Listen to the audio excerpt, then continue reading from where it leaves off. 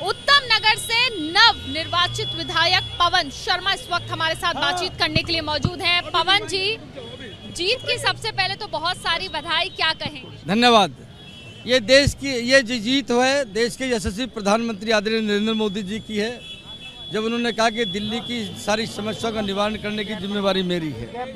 ये जो भरोसा और जो विश्वास जनता ने प्रधानमंत्री, दुनिया के सबसे लोकप्रिय नेता और देश के यशस्वी प्रधानमंत्री जी ने जब ये बात कही, 10 साल से जिस प्रकार से दिल्ली उन समस्याओं से जूझ रही थी कि पीने का पानी नहीं, चलने का रास्ता नहीं, शिविर की व्यवस्था नहीं, ऐसा लगता था कि जैसे दिल्ली स्लम बन गई हो।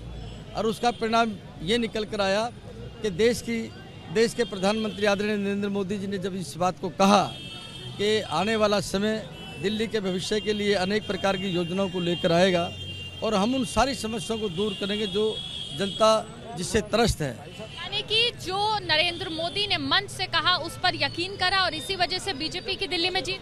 बिल्कुल 100% है कि उन्होंने जहाँ भी वो जो बात बोलते हैं उस वचन को पूरा करते हैं।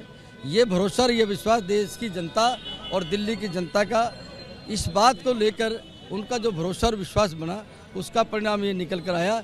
झाड़ू बिखर गई और कमल का फूल विधानसभा पर खिल गया। कमल का फूल तो खिल गया, लेकिन पवन जी इलाके में क्या करेंगे, दिल्ली के लिए क्या करेंगी भाजपा? क्योंकि चैलेंज तो बहुत बड़ा है, अभी दिल्ली के लिए बहुत काम करना है आप लोगों को।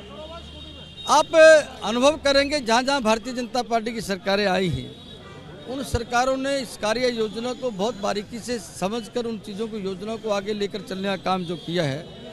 आप कुछ समय के बाद देखेंगे, जैसे ही दिल्ली में भारतीय जनता पार्टी की सरकार होगी, सरकार के बाद जैसे 1993 से लेकर 1998 तक की सरकार ने अनेक जो दिल्ली की समस्याएं थी, आप क्या करें? आप आने वाले समय में देखिए, यमुना जो है ना, जैसे हरियाणा में यमुना का पानी आता है, जैसे दिल्ली में यमुना का पानी चलेगा। और भगवान ने सुख चाहा और दिल्ली में जैसी भारतीय जनता पार्टी की सरकार आएगी तो जैसे हर की पैड़ी के ऊपर आरती होती है, आप यमुना के घाट के ऊपर भी आरती हुई दिखाई देंगी। ये हमारे देश के प्रधानमंत्री आदरणीय नरेंद्र मोदी जी जो सोचते हैं वो करके दिखाता है। तो अगर बड़ी जिम्मेदारी मिलेगी तो तैयार हैं पूरी तरह? मैंने कहा ना, मैं इन सब विषयों को सोचता नहीं। जो आएगा वो आपके सामने होगा और जो काम होगा वो काम भी आपके सामने होगा, क्योंकि शब्दों में बोलने का शब्द नहीं है, वो करने का है।